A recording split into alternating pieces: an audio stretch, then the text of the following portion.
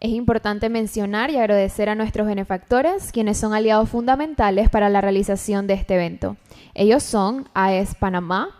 Banco General, Grupo ASA, Grupo Melo, Medcom, TVN y Sanetatos. Recibamos al expositor internacional Santiago Villegas Yepes, director de Planeación Generación de Energía de Empresas Públicas de Medellín, para presentar el tema Alianzas Público-Privadas, la importancia de involucionar al sector privado para garantizar la disponibilidad de agua y su gestión sostenible.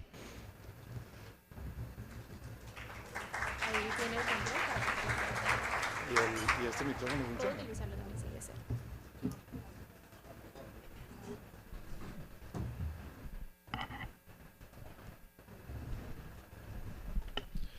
Muy buenos días a todos. A la Asociación de Profesionales, Asociación Panameña de Ejecutivos de Empresas, un agradecimiento muy especial por la invitación que me hacen a participar en este importante foro. Yo creo que los temas, la reflexión sobre los temas del medio ambiente, sobre la situación del clima que afecta sin distingo a todos los territorios del mundo, resulta cada vez más urgente, cada vez más pertinente, a pesar de los grandes esfuerzos que el mundo ha hecho por incorporar mejores consideraciones ambientales para las dinámicas, para orientar de mejor manera las dinámicas de desarrollo en las localidades, en las regiones, en los países. Creo que todavía nos falta mucho por hacer, y este tipo de espacios que congregan tan variada gama de profesionales, de ciencias, de conocimientos, resultan muy pertinentes. Entonces mis felicitaciones por tan valiosa iniciativa y tan nutrida asistencia y tan importante convocatoria. Me corresponde, digamos que me invitaron a compartir un poco algo de las experiencias del grupo EPM gestionando desarrollo sostenible, acompañando dinámicas de desarrollo sostenible en los territorios en donde hacemos presencia. Y mucho más que compartir experiencias, yo quiero es como anotar que venimos a honrar una promesa que como grupo EPM hicimos cuando decidimos asociarnos con el gobierno nacional para gestionar una empresa tan importante como ENSA. El gobierno panameño, y en representación necesariamente de todos los panameños, confiaron en el grupo EPM para orientar los destinos de tan importante empresa, y ese voto de confianza queremos nosotros honrarlo trayendo, digamos, estas experiencias con las que esperamos como agregar valor a la gestión del país y de la región.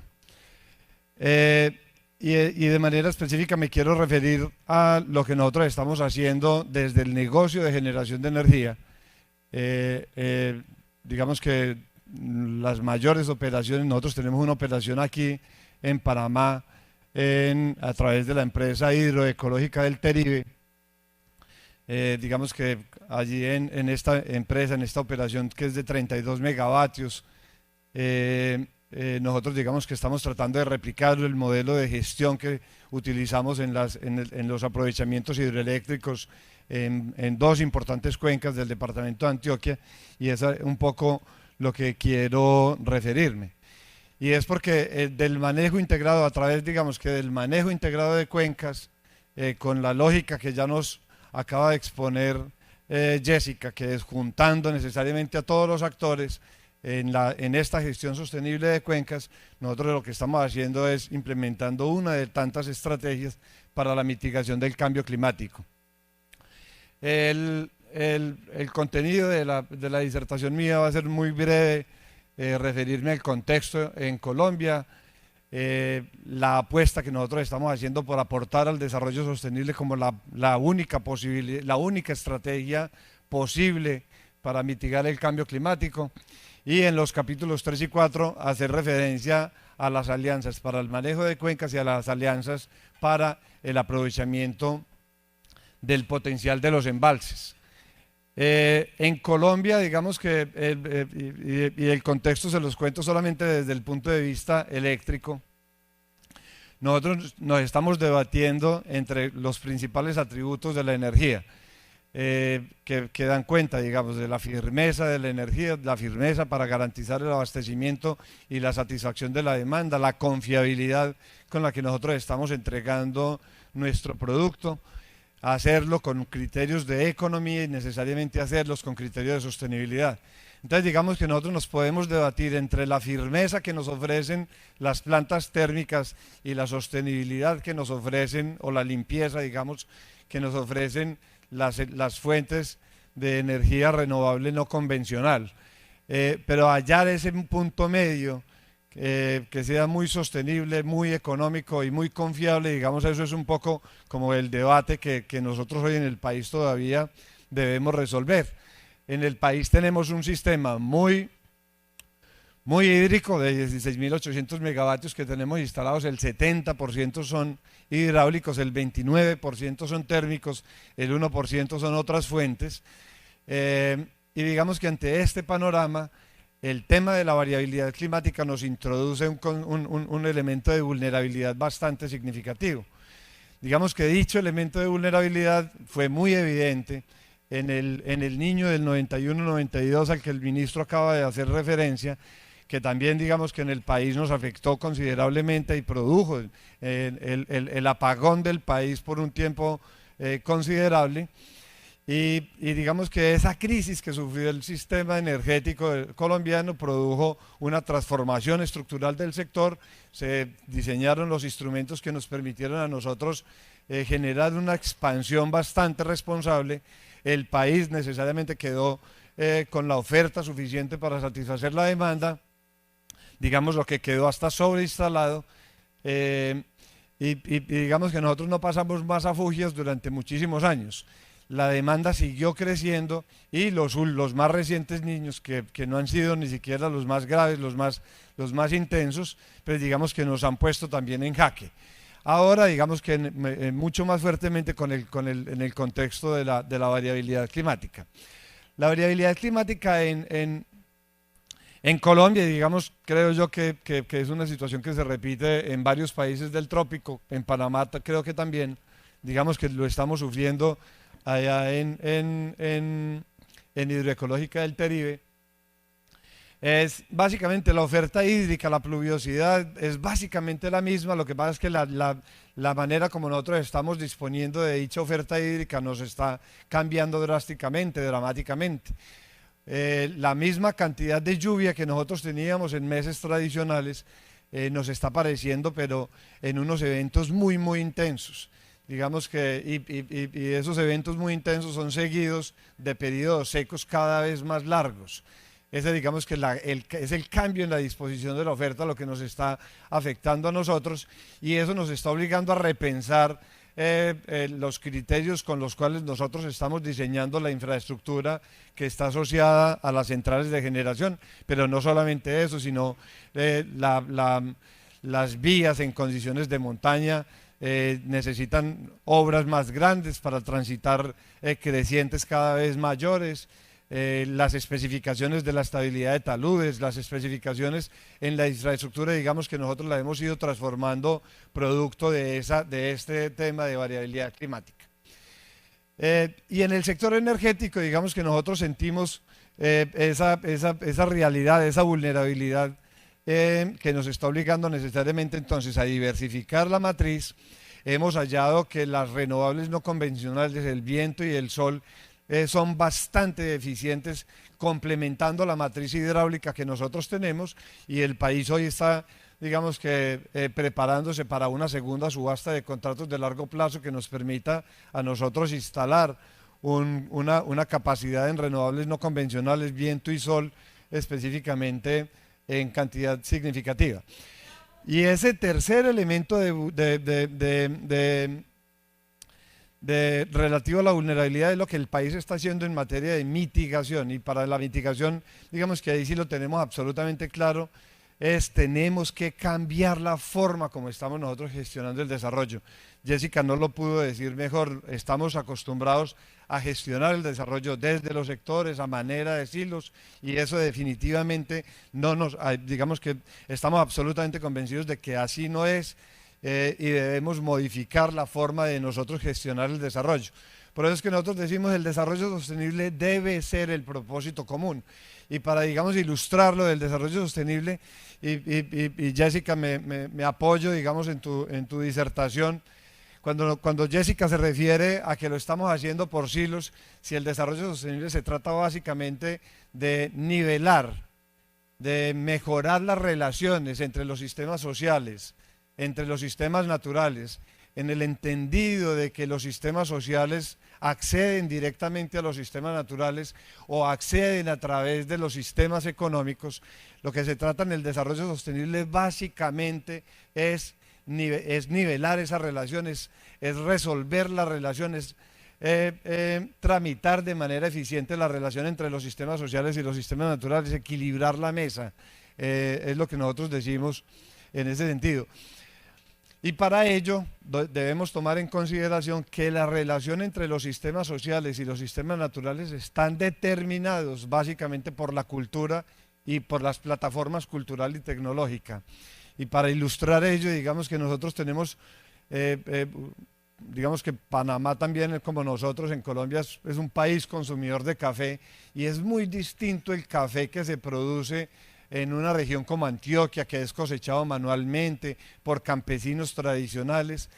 a la caficultura que se desarrolla, por ejemplo, en nuestro caso, en la Sierra Nevada de Santa Marta, cuando son indígenas, con otros sistemas culturales, con otros, digamos que sistemas de cultivo del café, y muy distinto a la caficultura que se desarrolla en el Brasil, que es muy tecnificada, y digamos que el producto es distinto y la relación que los caficultores tienen con la naturaleza a través de sus sistemas económicos es bien distinta. Aquí digamos que uno dice cuál puede ser más sostenible de los tres, digamos que no estoy, digamos que haciendo ese tipo de diferenciaciones, pero sí definitivamente lo que pretendo ilustrar es la importancia de atender los patrones culturales y tecnológicos cuando nosotros estamos gestionando desarrollo sostenible. Y necesariamente la agenda de 2030, la agenda de los objetivos de desarrollo sostenible, nos marca como el derrotero y nos inspira la gestión en las localidades, en las cuencas, en cada uno de los territorios. Y desde 2015, antes inclusive de la promulgación de los objetivos de desarrollo sostenible, digamos que nosotros como EPM en los territorios en donde estamos haciendo presencia, habíamos convencidos como estamos de que la actividad de generación es sostenible si y solo si la cuenca y el territorio en donde se desarrolla es sostenible,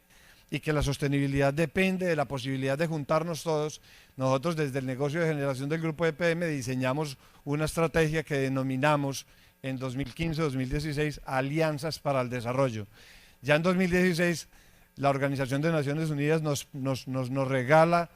la perspectiva o la Agenda 2030 con los Objetivos de Desarrollo Sostenible, y ahí encontramos este objetivo fundamental, el objetivo 17, las alianzas para lograr los objetivos. Es la única forma posible que nosotros estamos viendo para gestionar el desarrollo sostenible en nuestros territorios. Y aquí digamos como dos ejemplos, el primero relativo a la gestión en cuencas hidrográficas, y el propósito allí necesariamente es transformar los modelos de ocupación del territorio, es transformar las relaciones que en las cuencas hidrográficas se están dando entre las actividades económicas, la sociedad, la naturaleza. Es un poco como lo que nosotros estamos haciendo, y como EPM y como generadores debíamos partir necesariamente de la comprensión del contexto, y para el efecto entonces, conociendo que la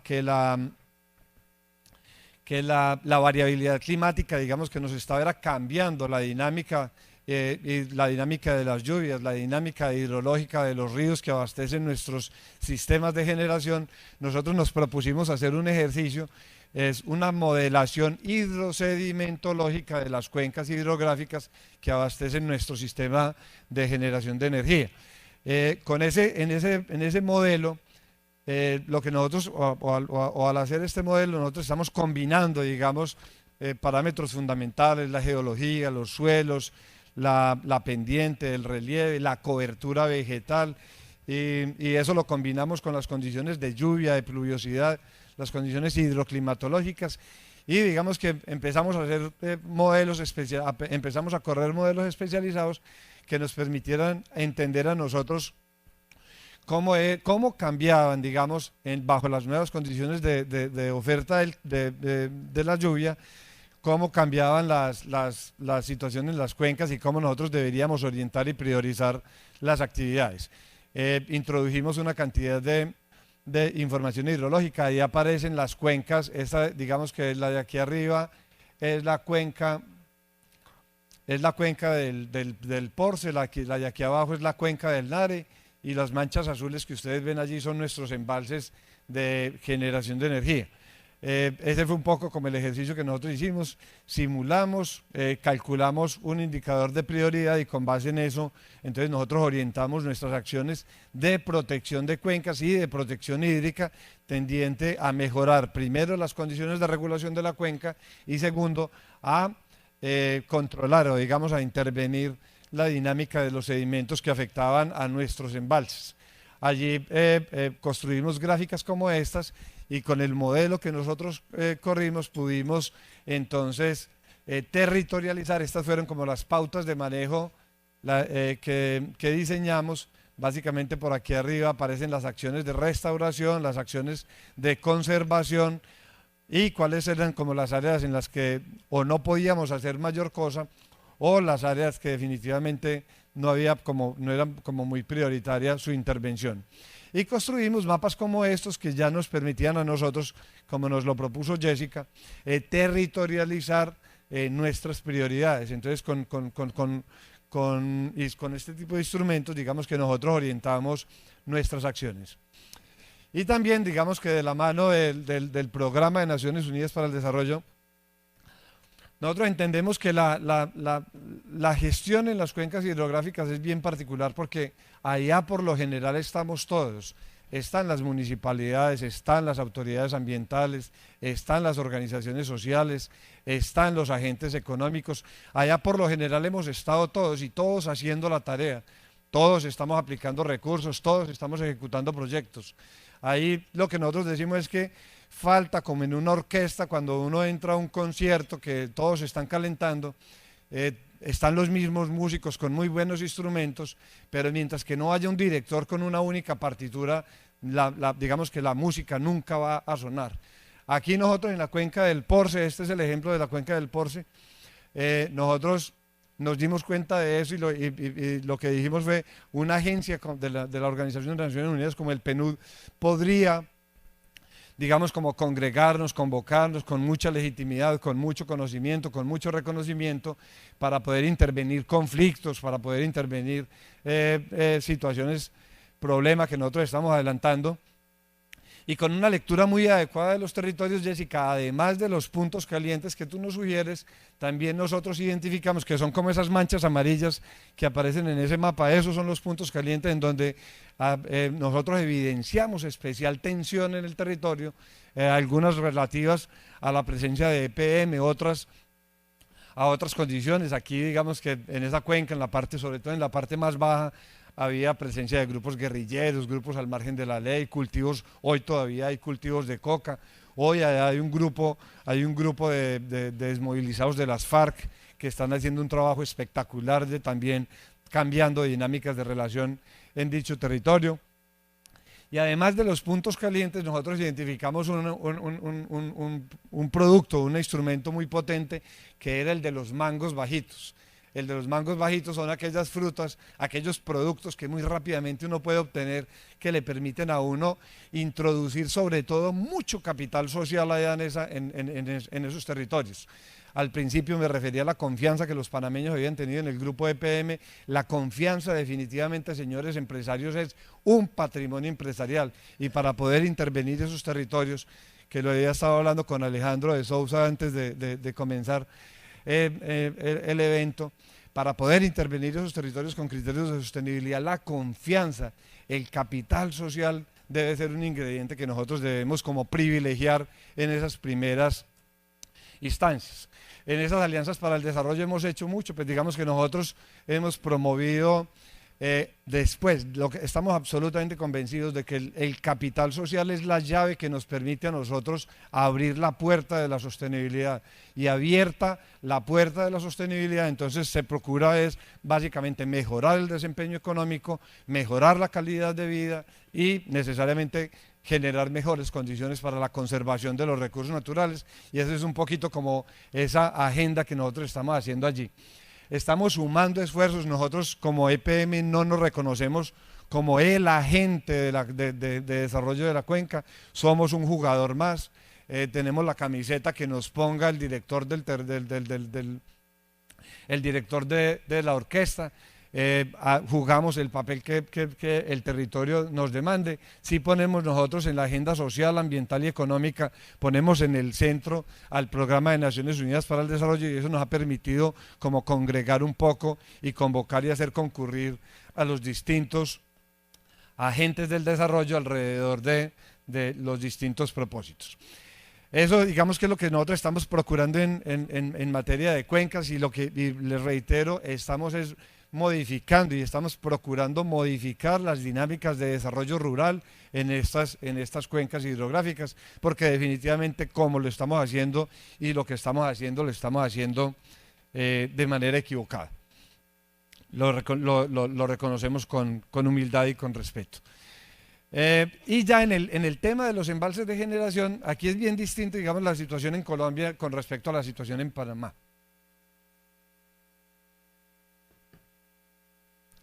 Los embalses de generación de energía son elementos que se introducen al paisaje y que transforman drásticamente, dramáticamente la realidad de un paisaje, y transforman dramáticamente la realidad de un territorio. Un embalse de generación o un embalse construido para cualquier propósito genera altos impactos negativos, también genera altos impactos positivos, y lo que se busca necesariamente, como ustedes bien lo saben, es que ese balance al final del día sea muy positivo para el territorio. Pero gestionar eso definitivamente no es sencillo. En Colombia los grandes embalses, los de generación de energía, no los decide una autoridad territorial, no los decide ni siquiera una autoridad sectorial. Un embalse como de generación de energía en el país, en Colombia, lo decide básicamente el mercado. Y lo decide básicamente el mercado cuando allá, para orientar la expansión en el negocio de generación, lo que se hace es proyectar la demanda, y cuando la oferta ya no es capaz, se ve con vista de 4 o 5 años, la oferta no es capaz de satisfacer la demanda, lo que se hace es una subasta de obligaciones de energía en firme. Y la energía en firme se ofrece a través de distintos proyectos, y esas subastas son, digamos que indiferentes tecnológicamente, ellas no privilegian una tecnología sobre otra, y entra básicamente termina siendo adjudicada la energía firme más competitiva, que puede ser ofrecida o por un proyecto hidroeléctrico o por un proyecto térmico de gas, o ahora digamos que las renovables no convencionales también están entrando a apostar. Pero entonces es en ese contexto en donde se decide la construcción de un embalse, es por la competitividad de la energía que se está ofreciendo. Digamos que esos embalses, y se ha visto en el país, son grandes dinamizadores del desarrollo regional. El asunto es que la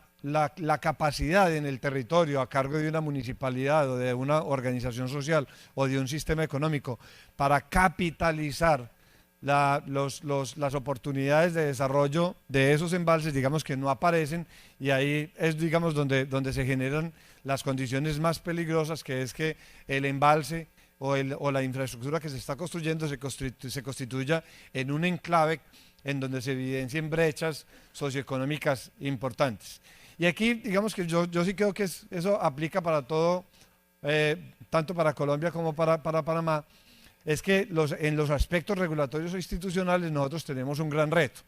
y es porque estos embalses, en donde se pueden desarrollar múltiples actividades económicas, se pueden desarrollar múltiples sectores, esas actividades económicas y esos sectores son regulados por distintas agencias, y vuelve y juega el tema de los hilos, en donde la concurrencia de autoridades, digamos que dificulta el tema de la gestión pública o la gestión del control. Digamos que son algunas de las imágenes de nuestros embalses, en donde digamos que nos resulta evidente como el potencial turístico. Esos embalses por lo general tienen unas zonas de protección relativamente grandes. Esas zonas de protección se destinan o bien a bosques de conservación o bien a plantaciones forestales, y entonces eso genera, digamos, que otro tipo de dinámicas, o digamos que el solo cuerpo hídrico, el solo espejo de agua se constituye en un atributo del paisaje que puede ser aprovechado para proyectos urbanísticos o para proyectos turísticos. Ahí en el cuadro de la izquierda para ustedes están como los principales atributos de los embalses, o lo que generan los embalses. Se valorizan las tierras, se valoriza el paisaje, se genera un atractivo turístico, se generan áreas de conservación de bosques, de conservación de biodiversidad, y allí al frente, en el recuadro azul, como los sectores económicos que nosotros hemos estado viendo o han estado concurriendo para el aprovechamiento de ese potencial de los embalses. Vera, me están quedando 28 segundos, me podré pasar 1 minuto y medio, 2 minutos, si me lo permiten. Muchas gracias. Y nosotros, digamos que tenemos en nuestros embalses desarrollos piscícolas, desarrollos acuícolas significativos, importantes. Hemos logrado acomodar, digamos que hemos logrado acomodarnos para que la generación de energía y el descenso en el nivel del embalse no afecte el desarrollo de la piscicultura, y eso es bien importante, que generar los mecanismos para poder convivir, para poder coexistir este tipo de actividades económicas. El transporte fluvial, el abastecimiento de agua, los desarrollos urbanísticos, el desarrollo forestal, el desarrollo turístico, pero también otro potencial importante que nos ofrecen los embalses es el de la educación, el de la investigación, el del deporte, el de la recreación. Digamos que nosotros en nuestros embalses hemos estado digamos que generando las condiciones para que se desarrollen todas estas actividades. Estos son algunos de los ejemplos. Creo que muchos de ustedes han viajado a la ciudad de Guatapé, un destino turístico espectacular que está asociado al embalse de Peñol Guatapé, que es un embalse de regulación bastante importante en el país. Eso se constituye en un destino turístico por excelencia. Pero los bosques que están asociados a estos embalses, aquí aparece el embalse de Guatapé, aquí el embalse de la central hidroeléctrica Playas, y por aquí en el vecindario también hay 2 embalses importantes, el de San Lorenzo y el de Jaguas, que son operados por Isagen. Asociado a todos esos bosques, a esos embalses, hay unos bosques muy importantes, y digamos que después de la firma del acuerdo de paz se está dinamizando el turismo de naturaleza, el ecoturismo en toda esa región, y los municipios, las municipalidades, las organizaciones sociales están hallando allí unas oportunidades de desarrollo económico bien importantes, bien significativas. Este es el embalse de Río Grande, que además de una central de generación de 300 megavatios que es superada por EPM, también ese embalse abastece al 60% de la demanda de acueducto del área metropolitana del Valle de Aburrá, que somos alrededor de 3,5 millones de habitantes. Entonces, digamos, y ahí también hemos podido convivir 2 actividades económicas y también, digamos, es importante por el tema forestal. Todos estos bosques que ustedes ven aquí alrededor de los embalses generan una dinámica económica local bien importante. Hay un sector forestal que cada vez, digamos, tiene mayor importancia, mayor relevancia, y ya hoy están pensando, o estamos avanzando en el diseño de un parque para la recreación, digamos, para el turismo contemplativo, para el turismo de naturaleza asociado en estos bosques. Ese es el embalse de Miraflores, este es el embalse de Troneras, ambos también con un potencial turístico y con una riqueza forestal que está siendo aprovechada en dinámicas locales. Este es el embalse Porce 2. Porce 2 es una central de generación de 400 megavatios y el embalse Porce 2 es tal vez el segundo o tercer ecosistema dulceacuícola más productivo del país. Y allí digamos que la piscicultura es la actividad económica por excelencia al interior de ese embalse. Y el embalse Porce 3 digamos que está ubicado en una zona que recién digamos que fue desocupada por la guerra, recién nos la devuelve la guerra y digamos que ahí nosotros todavía reconocemos que el potencial de Porce 3 aún está por descubrir. Los municipios vecinos están pensando en el desarrollo turístico sobre todo. Y un ejemplo específico es el malecón de Guatapé, que justamente en el verano de 2012-2013